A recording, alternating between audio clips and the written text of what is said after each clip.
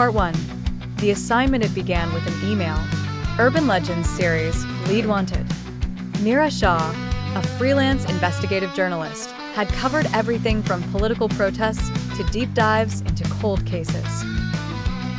But this was different. The pitch was vague. Explore real-life places tied to myths, rumors, hauntings.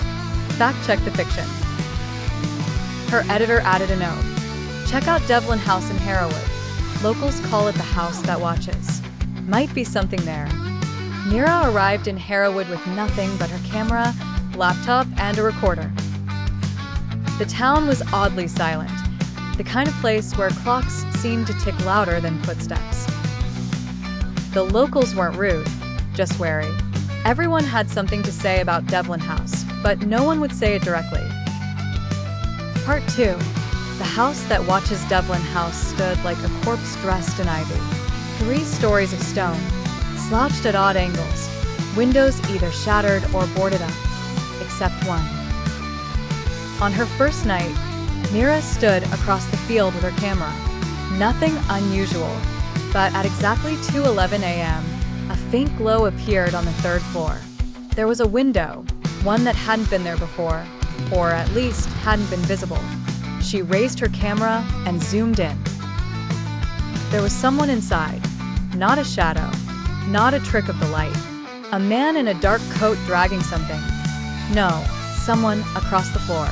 The image didn't save, just static. The timestamp remained. She went back the next day. No window, just stone. She circled the house twice. The boards were sealed shut, weathered, untouched for decades. There was no 3rd floor room in the architectural plans she'd found online. Part 3. Pieces of the past. At the Harrowood Library, she met Ravi, the town's lone librarian. Soft-spoken but sharp-eyed, he remembered Devlin House as a kid. His grandfather worked there in the 1960s. They say the 3rd floor was sealed after the incident, he said, hesitating. But there are no records. It's like someone erased everything. Ravi helped her uncover microfilm of old newspapers. Odd patterns emerged. In 1946, a family of 4 vanished after moving into the house. In 1962, a fire broke out, but no report was filed. In 1987, a young boy disappeared while playing near the house. No bodies, no suspects, no investigations. Each event occurred within days of the same date, the 1st week of November, each time between 2 a.m. and 3 a.m. The witching hour, some called it. And each time, the paper's headline featured the same black and white photo of the house, with no window on the 3rd floor. Part 4. The woman who remembered Mrs. Fernandez, now in her 80s, once cleaned for the last family to live in Devlin House. Meera visited her, hoping for clarity. The old woman opened the door as if she'd been expecting her. "You've seen it, haven't you?" she whispered. Meera froze.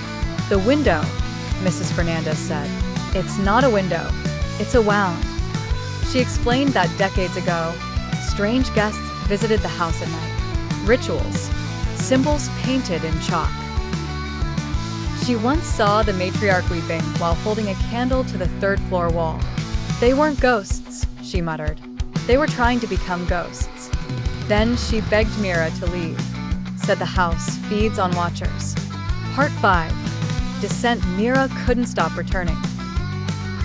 Each night, the window showed more. A woman screaming silently. Children lined up with blindfolds. A basement door opening from the inside. And each night, Meera's reflection in her camera lens looked a little more delayed.